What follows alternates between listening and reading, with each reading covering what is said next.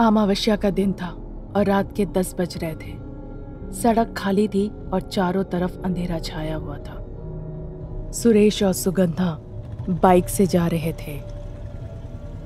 सब तुम्हारे लिए हुआ। मैंने तुम्हें पहले ही बोला था कि रात हो जाएगी, जल्दी चलो। तुमने मेरी एक बात नहीं सुनी। कुछ नहीं होगा सुगंधा, मैं तुम्हारे साथ हूँ ना। तुम इतना डर क्यों रही हो? हम रोज रात को सफर थोड़ी करते हैं। इस पल को मजे करो। अचानक गाड़ी बंद हो गई। सुरेश ने गाड़ी को स्टार्ट करने की कोशिश की पर वो स्टार्ट नहीं हुई। फिर वो खड़े होकर सोचने लगे, क्या हुआ जी? ऐसा क्यों हो गया? इस अंधेरे में मुझे बहुत डर लग रहा है।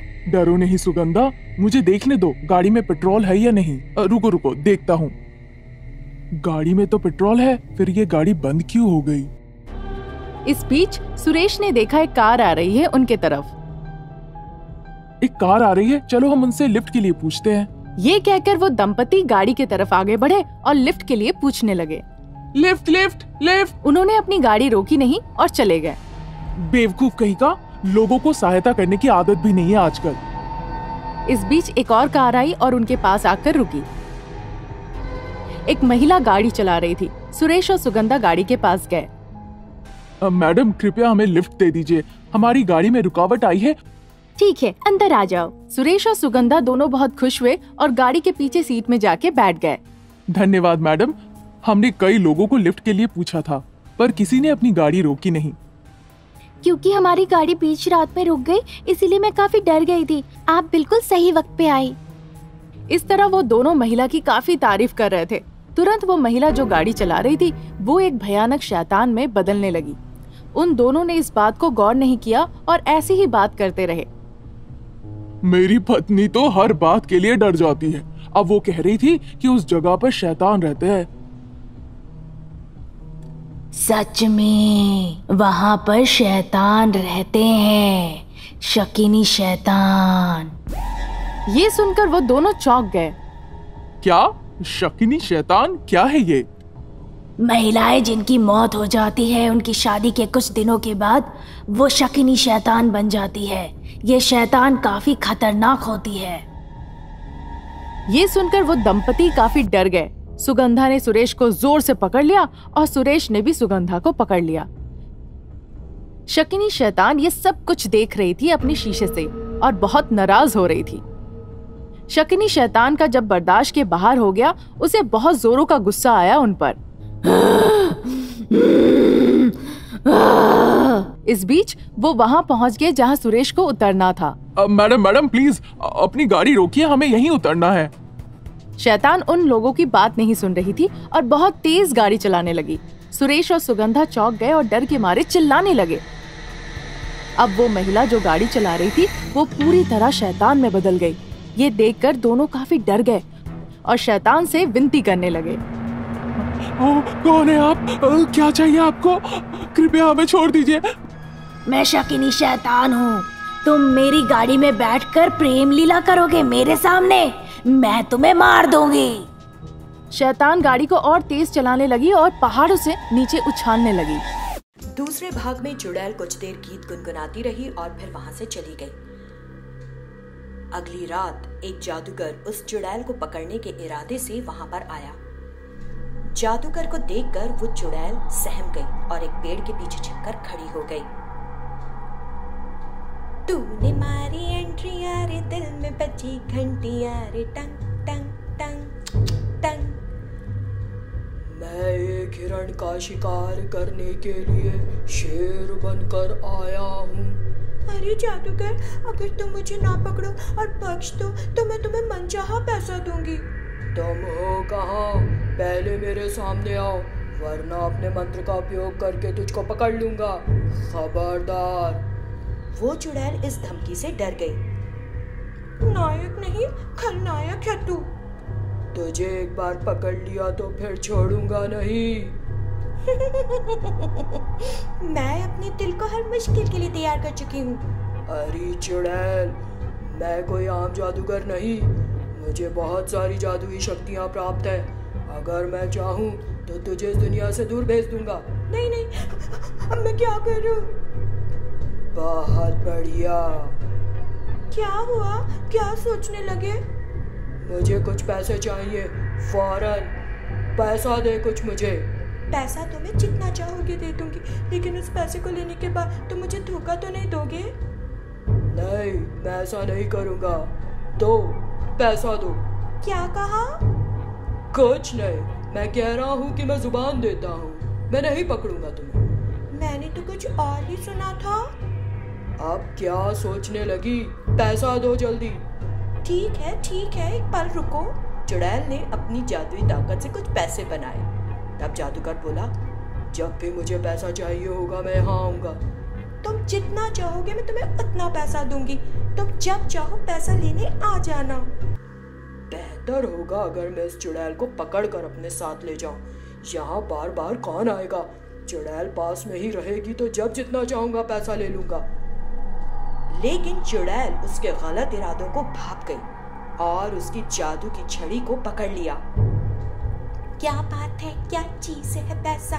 तू पैसा पैसा करता है, पैसे पे। ए चुड़ैल, गाने गाने बंद कर और मुझे मेरी जादू की छड़ी वापस कर। हमें पेटाल में सोने दी, अबे पेटाल में सोने दी। तुम धोखा देने की कोशिश करोगे, वो भी मुझे? मैं तुम्हें उस जादू की छड़ी के बिना भी पकड़ सकता हूँ। नहीं, मुझ पर कब्जा मत करो। तो फिर मुझे छड़ी दे दो। मैं देना चाहती हूँ, तुम जरा पीछे तो हो। जादूगर पीछे मुड़कर खड़ा हो गया। फौरन मौका पाकर चुड़ैल ने जादू की छड़ी को वहीं छोड़ा और गायब हो गई। फिर जादूगर पीछे मुड़कर उस जादू की छड़ी को उठाकर बोला, बच गई, मैं फिर आऊंगा, तब देखता हूँ कैसे बच पाती है। और जादूगर वहां से चला गया।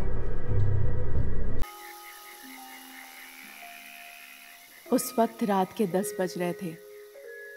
विशाल चलते चलते हाईवे के बस स्टॉप में पहुंचा। चारों तरफ अंधेरा छाया हुआ था और एक इंसान भी नहीं दिख रहा था। एक गाड़ी भी नहीं थी जिससे घर पहुंचा जाए। फिर विशाल ने सोचा, सुरेश को बिल्कुल अकल नहीं। मुझे पहले से ही पता था वो मेरी गाड़ी लेकर वापस नहीं करेगा सही वक्त में। पता नहीं अपनी गर्लफ्रेंड के साथ कहाँ कहाँ घूम रहा है। मुझे अभी उसे फोन करके यहाँ बुलाना चाहिए। यही सोचकर उसने अपनी मोबाइल निकाली और सुरेश को फोन लगाई। सुरेश, कहाँ हो तुम? मैंने तुम्हें अपनी गाड़ी दी और अभी मैं हाईवे पर इंतजार कर रहा हूँ।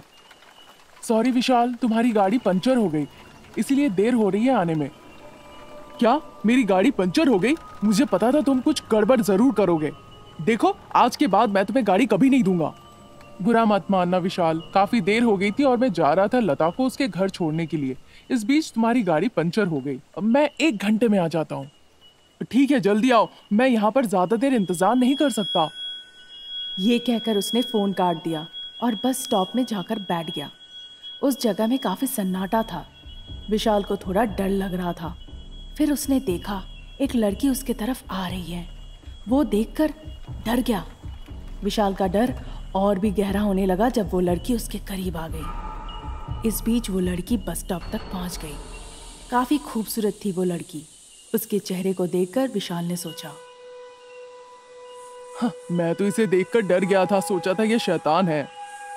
इस बीच वो लड़की विशाल के पास आकर पूछी, कब आखिरी बस आएगी यहाँ? क्या आप बता सकते हैं? काफी वक्त हो गया आखिरी बस यहाँ से गए हुए। हे भगवान, मेरी बस छूट गई, मुझे घर जाना है, अब मैं क्या करूँ? वो ये काफी डर डर के बोली। उसके बातों को सुनकर विशाल ने कहा, डरो नहीं, मेरा दोस्त अभी मेरी कार लेकर 10 मिनट में आ जाएगा। हम तुम्हें तुम्हारे घर पर छोड़ देंगे, चिंता मत करो। बहुत बहुत शुक्रिया। इस तरह वो कुछ देर बातचीत किए। इस बीच सुरेश ने विशाल को फोन किया।